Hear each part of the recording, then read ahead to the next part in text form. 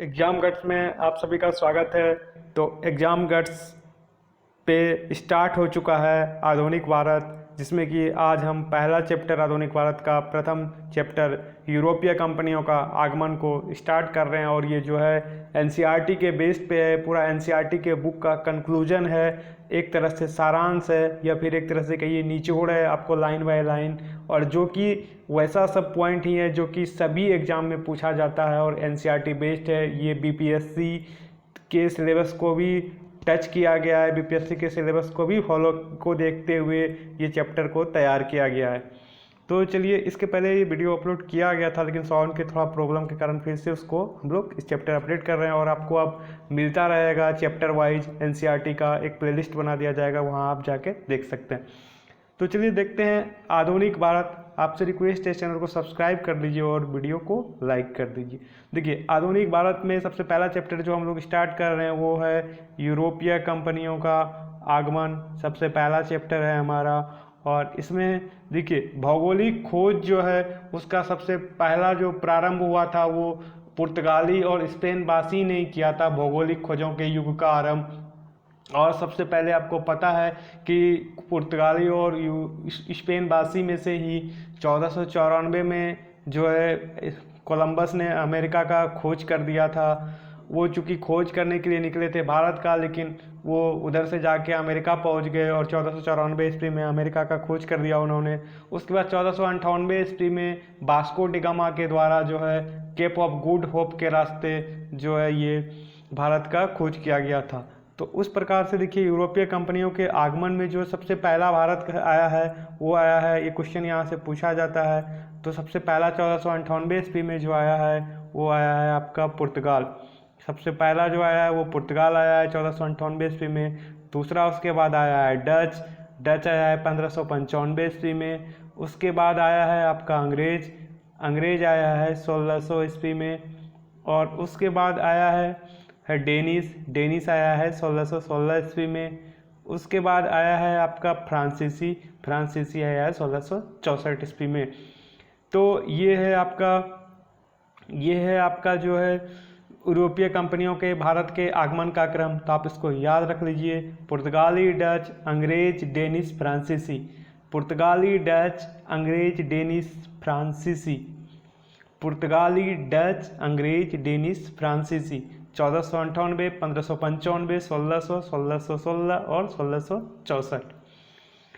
आप अच्छे से एक बार देख लीजिएगा तो ये आपको याद हो जाएगा।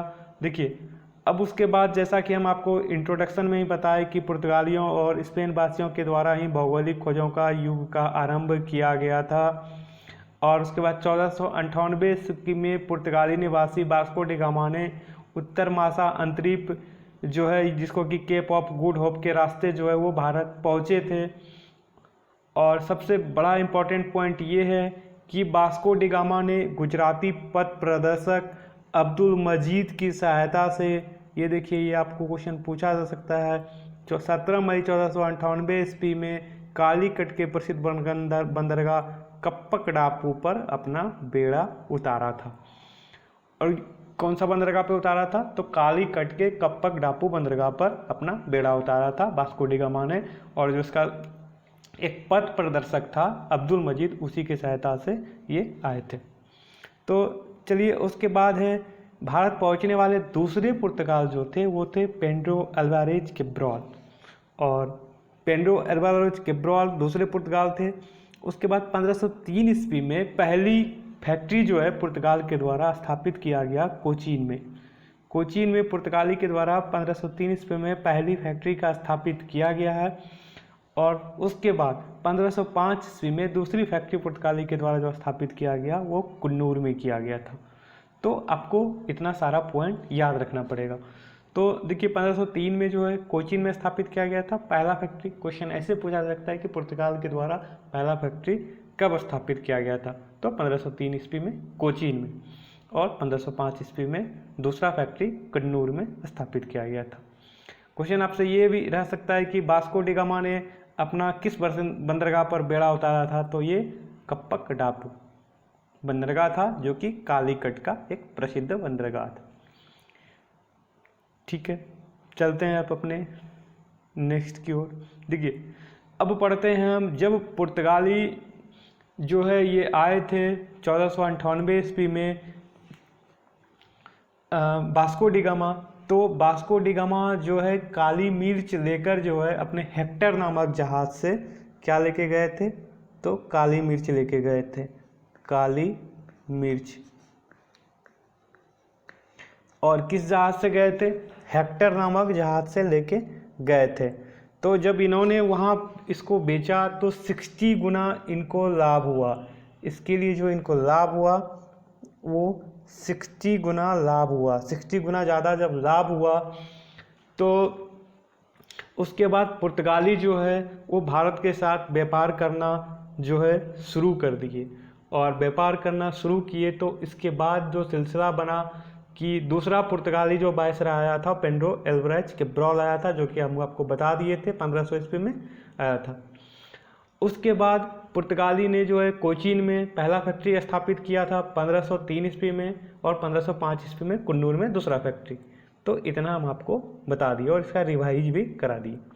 देखिए, अब जब ये सब पुर्तगाली ने फैक्ट्री यहाँ पे स्थापित कर लिया तो फिर उन पुर्तगाली वायसराय भी भारत आए, वहाँ से पुर्तगाल से वायसराय बन के वहाँ के शासन के द्वारा, सरकार के द्वारा भेजा गया था। तो पहला वायसराय जो थे वो थे फ्रांसिस्को डी अल्मीडा, जो कि 1505 से 1509 ईस्वी तक जो है ये पुर्तगाली वायसराय रहे थे। और ये प्रथम पुर्तगाली वायसराय थे जिनका नाम था फ्रांसिस्को डी अल्मीडा। अब देखिए, अल्मीडा का जो मूल उद्देश्य था उस समय तक कि शांतिपूर्ण व्यापार करना, क्योंकि इनको यहाँ से मसाले, काली मिर्च और मसाला जो लेके गए थे उस व्यापार में इनको बहुत ज़्यादा लाभ हुआ। तो इसीलिए उस समय तक उनका सिर्फ मूल उद्देश्य था शांतिपूर्ण व्यापार करना। और फ्रांसिस्को डी अल्मीडा का यही नीति, शांतिपूर्ण व्यापार करना, ब्लू वाटर पॉलिसी या अथवा शांत जल की नीति के नाम से जाना जाता है। ठीक है, ये है फ्रांसिस्को डी अल्मीडा, जो कि 1505 से 1509 ईस्वी तक प्रथम पुर्तगाली वायसराय थे। और इनका जो शांतिपूर्ण व्यापार करने का जो नीति था, इनको ब्लू वाटर पॉलिसी अथवा शांत जल की नीति से के जाना जाता है। ठीक है, तो यहाँ तक आप एक बार रिवाइज कर लीजिए इसको। उसके बाद दूसरा वायसराय बन के आए पुर्तगाली, जो थे अल्फांसो डी अल्बुकर्क, जो कि 1509 ईस्वी से 1515 ईस्वी तक ये वायसराय रहे। ये थे दूसरा पुर्तगाली वायसराय। सब कुछ देखिए स्पष्ट है, लिखा दिया गया, आपको समझा भी रहे हैं अच्छे से।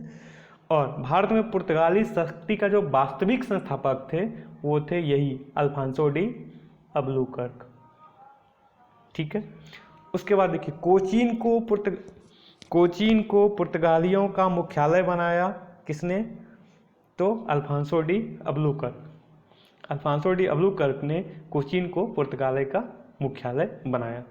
ये थे दूसरा पुर्तगाली वायसराय। भारत में पुर्तगाली शक्ति का वास्तविक संस्थापक भी यही दूसरा पुर्तगाली वायसराय अल्फांसो डी अल्बुकर्क को जाना जाता है। और कोचीन में पुर्तगालियों का मुख्यालय बनाया। देखिए, अब चूंकि अल्फांसो डी अल्बुकर्क जो थे वो भारत में अपना आबादी को बसाना चाहते थे और बढ़ाना चाहते थे।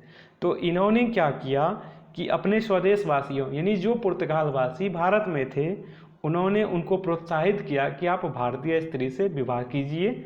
और भारतीय स्त्री से जब ये विवाह करते तो इनके आबादी में जो है यहाँ पे ज़्यादा आबादी होता है, आबादी को बढ़ जाता है। इसीलिए अल्बुकर्क ने भारत में अस्थायी पुर्तगाली आबादी बसाना चाहते थे और इसने भारतीय स्त्रियों को से विवाह करने के लिए प्रोत्साहित किया था। अब है तीसरा पुर्तगाली वायसराय, जिनका कि नाम है नुनो डी कुन्हा, जो कि 1529 से 1538 तक पुर्तगाली वायसराय रहे थे। और देखिए, अब गोवा में पुर्तगाली राज्य की औपचारिक राजधानी जो है वो किसने बनाया, तो तीसरा पुर्तगाली वायसराय ने बनाया, जिनका कि नाम था नुनो डी कुन्हा। ठीक है, और उसके बाद पुर्तगालियों ने एक कार्टेज आर्मेडा व्यवस्था की शुरुआत की थी। अब देखिए, कार्टेज आर्मेडा व्यवस्था क्या था, तो कार्टेज आर्मेडा व्यवस्था ये था कि उस समय तक जब तीसरा पुर्तगाली वायसराय थे यहाँ पे नुनो डी कुन्हा, यहाँ पे पुर्तगालियों का जो है एशियाई व्यापार पर गहरा प्रभाव पड़ गया था, गहरा प्रभाव था और अपना प्रभाव जमा लिए थे। और उसके बाद देखिए इस सागर पे पूरा इनका कब्जा हो गया था, समुद्र पे इनका कब्जा हो गया था।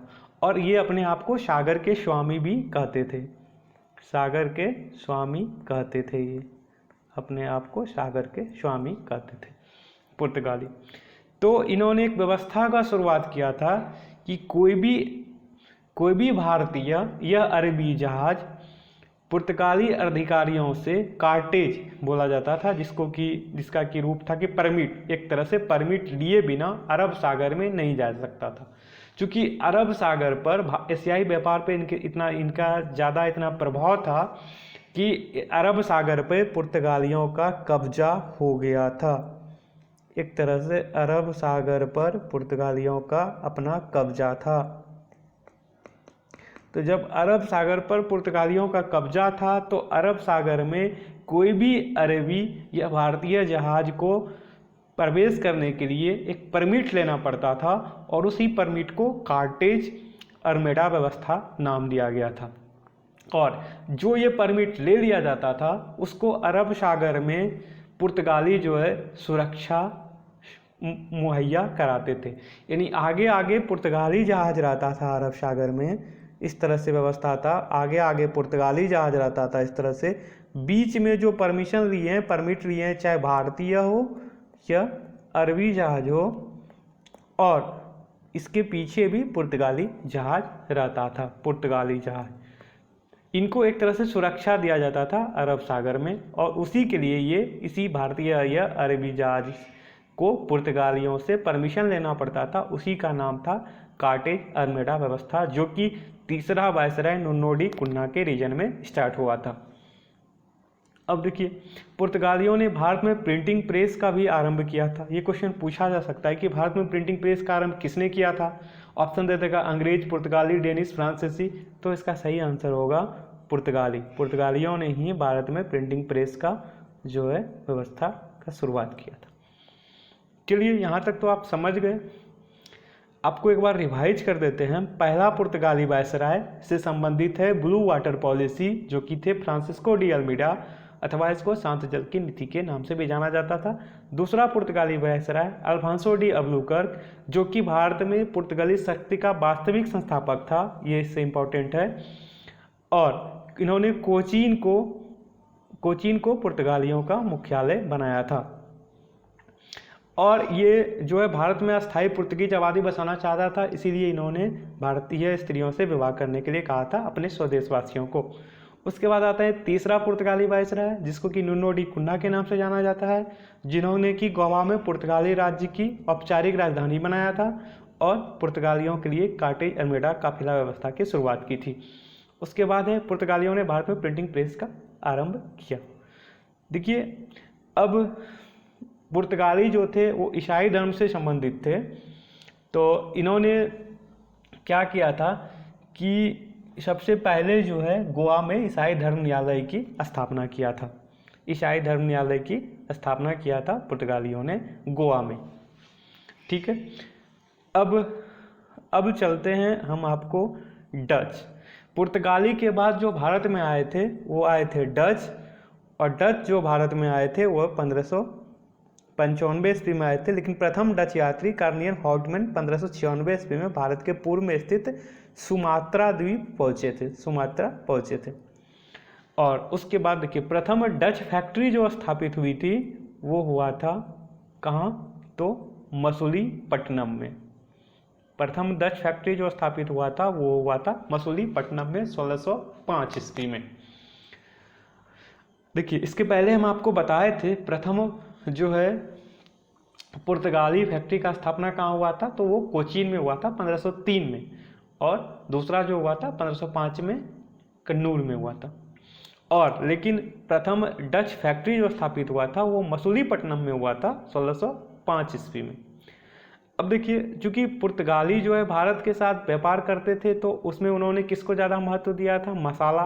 वो यहाँ से मसाला को लेकर के जाते थे और वहाँ बेच के 60 गुना अधिक मुनाफा कमाए थे, तो वो मसाला का व्यापार करते थे। लेकिन डचों ने जो है मसाला के स्थान पर भारतीय कपड़ों के निर्यात को अधिक बल दिया। ठीक है, अब देखिए 1658 ईस्वी में डचों ने कासिम बाजार, बालासोर, पटना, नागपट्टनम में भी फैक्ट्रियां स्थापित कर ली। लेकिन पहला फैक्ट्री कहाँ स्थापित किया था डच के द्वारा? मसूलीपट्टनम में 1605 ईस्वी में। देखिए लेकिन 1759 ईस्वी में बेदरा जो कि बंगाल में है के युद्ध में डच जो है अंग्रेजों के द्वारा पराजित हो गए और उसके बाद डचों का भारत में पतन हो गया। यहाँ से डचों का पतन हो गया और ये बेदरा युद्ध 1759 ईस्वी में डच और अंग्रेज के बीच हुआ था और ये जो है बेदरा पश्चिम बंगाल में है। तो ये इसी युद्ध के बाद डच जो है डचों का पतन हो गया। तो ये था आपको इसका आधुनिक भारत का यूरोपीय कंपनियों का आगमन का, जिसमें कि हम पढ़ाया आपको पुर्तगाली और डच। इसके अगले पार्ट के वीडियो में हम पढ़ाएंगे आपको अंग्रेज, फ्रांसीसी और डेनिश। तो ये वीडियो कैसा लगा आप कमेंट करके ज़रूर बताइए और आप अगर कुछ पूछना चाहते हैं तो भी कमेंट कीजिए और इस वीडियो को लाइक और शेयर कर दीजिए, क्योंकि आपके लिए वीडियो बनाने में हमें आपका एक लाइक हमको इनकरेज करता है। चलिए फ्रेंड, बने रहिए इस चैनल के साथ।